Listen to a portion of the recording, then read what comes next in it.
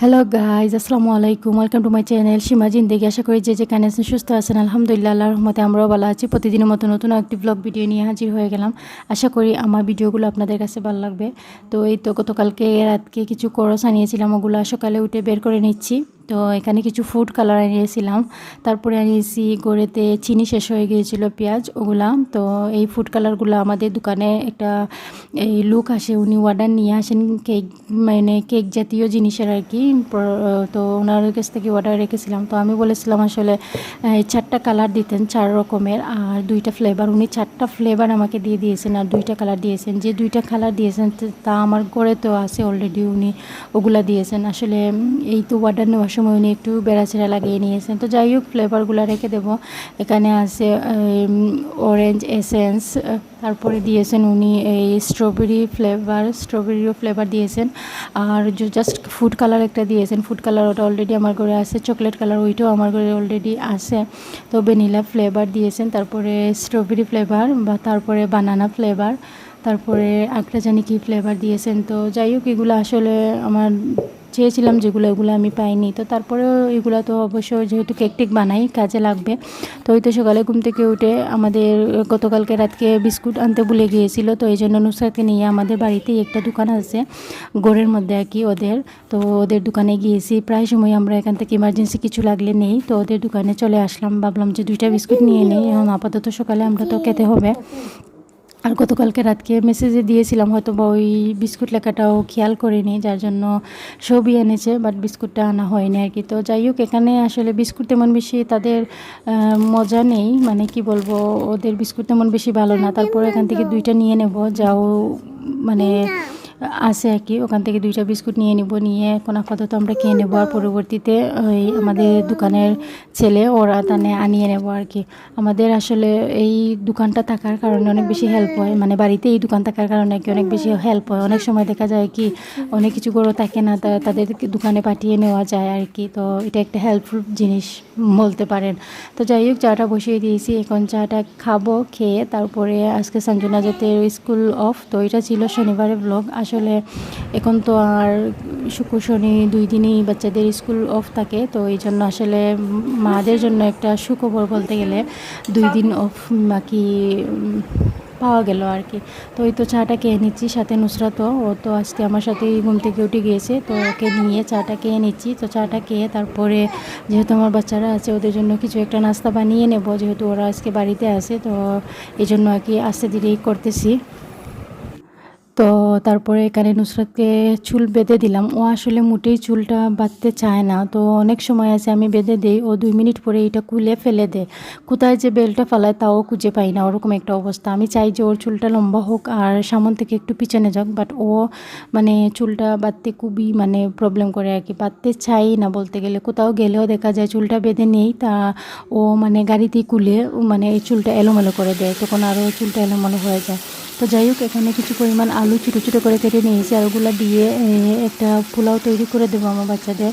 আর গরুতে মুরগ ছিল না, না হয়তো বা মুরগও টুকরো করে দিতাম। তো যেহেতু মুরগ নেই, তাহলে শুধুই আলু দিয়েই ওইটা করে দেবো।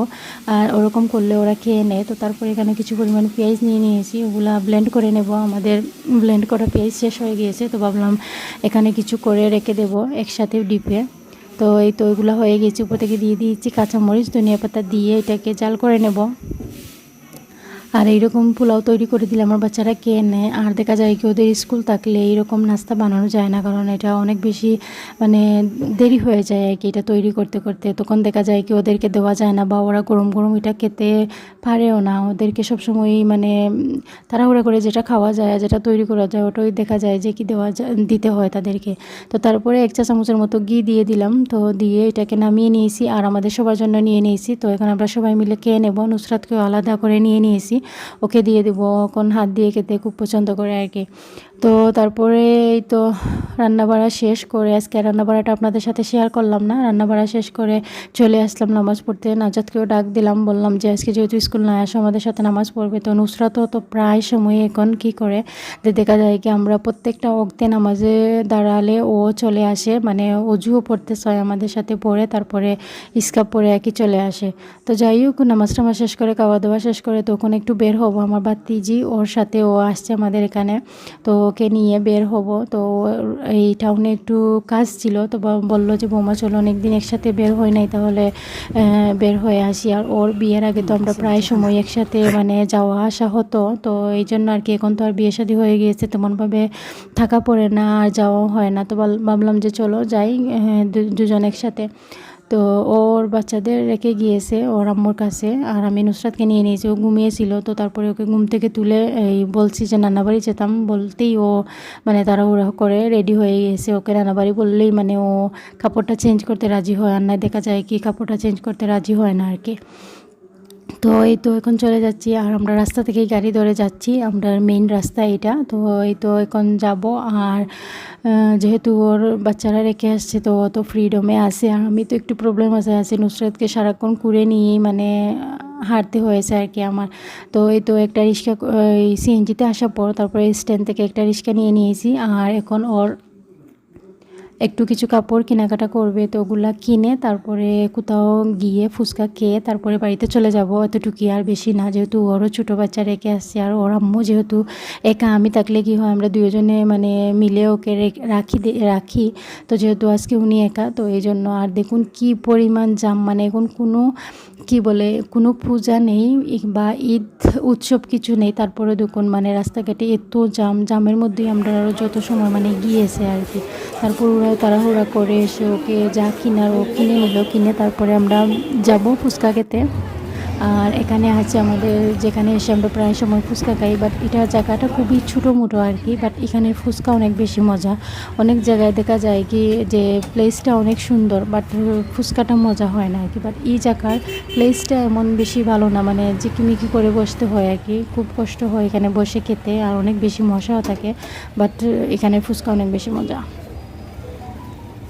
তো এই তো এখন আমরা ফুচকা অর্ডার দিয়ে দিয়েছি, খেয়ে নেবো। নুসরা তো মানে পাগল হয়েছে, ও ওর হাতে ফুচকা খাবে, তো ওর জন্য মানে জাল ছাড়া একটা প্লেট বলেছি দিয়ে দিতে। তো এই তো, আর এখানে ফুচকা এত বেশি মজা, মানে কি বলবো, তাদের ফুচকা চটপটি দুটোই মজা। তো ফুচকাটা খেয়ে তারপরে আমরা চটপটিটাও ট্রাই করব তাদের।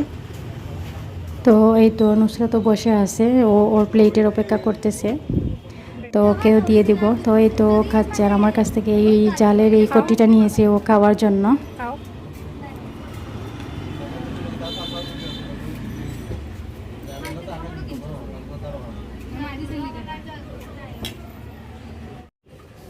তো এই তো এখন আমরা চটপটি নিয়ে এসেছি, তো চটপটিটাও খেয়ে নেব। আর এই চটপটিটা অনেক বেশি গরম থাকে, যার জন্য অনেক বেশি মজা হয়, আর অনেকটা স্পাইসি থাকে।